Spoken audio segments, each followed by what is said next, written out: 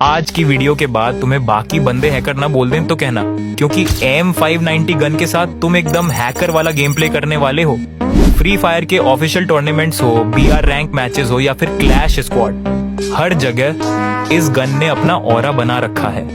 लेकिन अभी भी 90% बंदों को इस गन का असली पोटेंशियल नहीं पता, जिससे इस गन को बिना रिकॉइल, परफेक्ट एक्यूरेसी और फास्ट मूवमेंट के साथ चलाया जा सकता है। आज की वीडियो में तुम्हें इस गन को चलाते समय जो बंदे सबसे ज्यादा मिस्टेक्स करते हैं उनके बारे में पता चलेगा, और तुम्हें इस गन को फुल पोटेंशियल से कैसे चलाना है उसके लिए टोटल 5 टिप्स मिलने वाली हैं। साथ ही तुम्हें एक ऐसा कैरेक्टर कॉम्बिनेशन भी मिलने वाला है जिसको आज के टाइम पे एक इलीगल कैरेक्टर कॉम्बिनेशन बोला जा रहा है। वीडियो में आगे बढ़ने से पहले वीडियो को एक लाइक कर देना, और भाई चैनल पे नए आए हो तो सब्सक्राइब जरूर से करके जाना। चलो वीडियो को स्टार्ट करते हैं।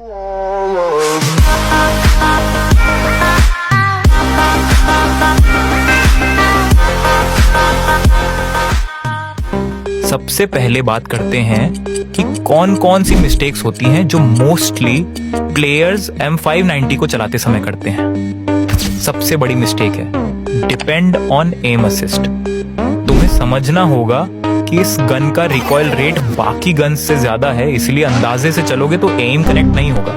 पहले एनिमी की लोकेशन सही से देखो, फिर फायर करो। मिस्टेक नंबर 2 की बात कर लेते हैं, जो है ओनली ट्राई फॉर हेडशॉट्स।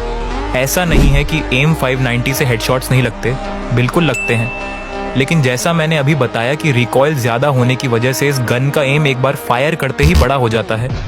इसीलिए इस गन से बाकी शॉटगन्स के कंपेयर में थोड़े कम हेडशॉट्स लगते हैं। ये चीज तो तुम लोगों ने खुद भी देखी होगी कि बाकी शॉटगन से तो एक नंबर हेडशॉट्स लगते हैं, लेकिन इस गन से इतने ज्यादा नहीं लगते। और वैसे भी इस गन का तो बॉडी डैमेज भी बहुत ज्यादा है, काफी बार तो सिर्फ 2 बार में ही एनिमी डाउन हो जाता है। अच्छा, ये सब तो ठीक है, पर मुझे कमेंट में ये जरूर बताना गाइस कि तुम्हारी सबसे फेवरेट शॉटगन कौन सी है, और याद से अपना हेडशॉट रेट लिखना मत भूलना। हम भी तो देखेंगे कि आखिर किसका हेडशॉट रेट सबसे ज्यादा है।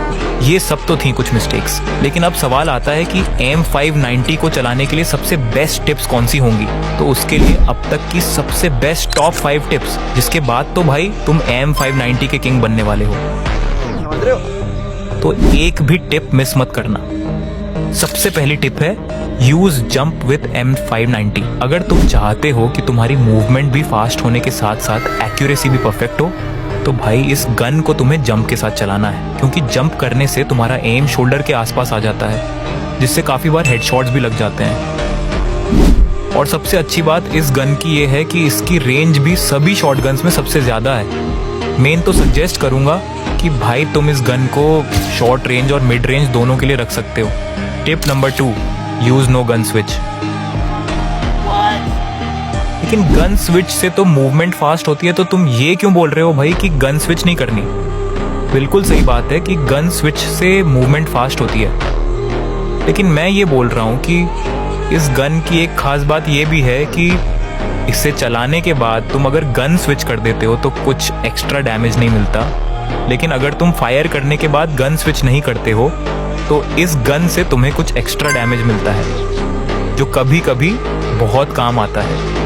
जैसे यहाँ मैंने फायर किया और गन स्विच कर ली, तो सामने वाले एनिमी को एक्स्ट्रा डैमेज नहीं पड़ा, और वही अगर मैं फायर करके गन को हाथ में ही रखता हूँ तो सामने वाले एनिमी को कुछ एक्स्ट्रा डैमेज भी पड़ता है। और अब सबसे useful tip number 3, fire plus fast glue wall. भाई अगर ये टिप तुमने सीख ली ना, तो पूरी स्क्वाड को तुम कब एलिमिनेट कर दोगे तुम्हें खुद पता नहीं चलेगा, और सामने वालों की तो हालत खराब हो जाएगी। बस तुम्हारी ग्लू वॉल लगाने की स्पीड बहुत फास्ट होनी चाहिए, जिसको सीखने के लिए तुम्हें फायर करके फास्ट ग्लू वॉल लगाने की अच्छे से प्रैक्टिस करनी होगी।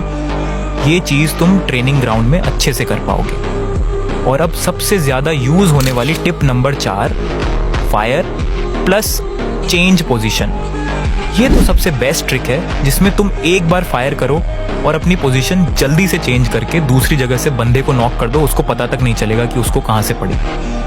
ये ट्रिक बाकी गन्स में भी बड़े कमाल की है, जैसे कि यहाँ पे मैंने शॉर्ट गन से फायर करा और अपनी पोजीशन चेंज करने से इस बंदे को डाउन कर दिया। और अब लास्ट टिप है हमेशा एम स्टक। अरे भाई एम स्टक से तो हेडशॉट्स नहीं लगते, तो तुम ये क्यों बता रहे हो।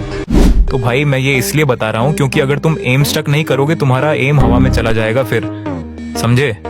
इसलिए तुम्हें फायर करते समय एम बॉडी पे स्टक करके रखना है, मतलब कि सामने वाले बंदे की बॉडी पे चिपका के। हर एक गन को चलाने के लिए सेंसिटिविटी भी अलग होती है, और इस गन की परफेक्ट चाहिए तो भाई तुम्हें कुछ नहीं करना, बस अपना डिवाइस का नाम कमेंट में लिख देना और सेंसी तुम्हें तुरंत मिल जाएगी। और अब बात कर लेते हैं कैरेक्टर कॉम्बिनेशन की, जिसके बिना ये सारी ट्रिक्स थोड़ी फीकी पड़ जाती है। पहले नंबर पे तुम्हें रखना है निकिटा कैरेक्टर को, जो किसी भी गन की रीलोड स्पीड काफ़ी हद तक बढ़ा देती है। और अगर रीलोड स्पीड बढ़ जाएगी तो ये गन तो एकदम बवाल चलने लगेगी।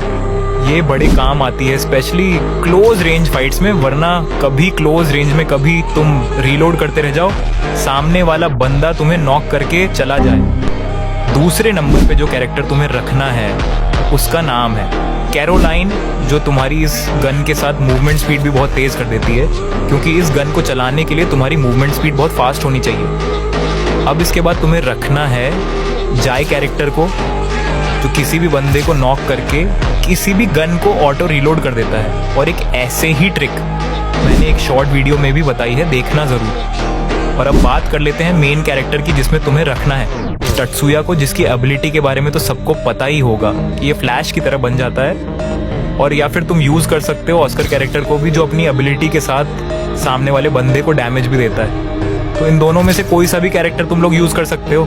इन सभी टिप्स का और इस कैरेक्टर कॉम्बिनेशन का सही से यूज़ करोगे तो तुम खुद देखोगे कि तुम्हारा गेम प्ले पहले से बहुत ज़बरदस्त होने लग जाएगा। वीडियो पहली बार देख रहे हो तो गाइस सब्सक्राइब करके ज़रूर जाना, और अच्छी लगे तो लाइक के साथ अपने दोस्तों को शेयर भी कर देना। तो गाइस मिलते हैं अपनी नेक्स्ट वीडियो में, जो इससे भी बहुत मज़ेदार होने वाली है नो डाउट। तब तक के लिए thanks for watching, take care, bye bye.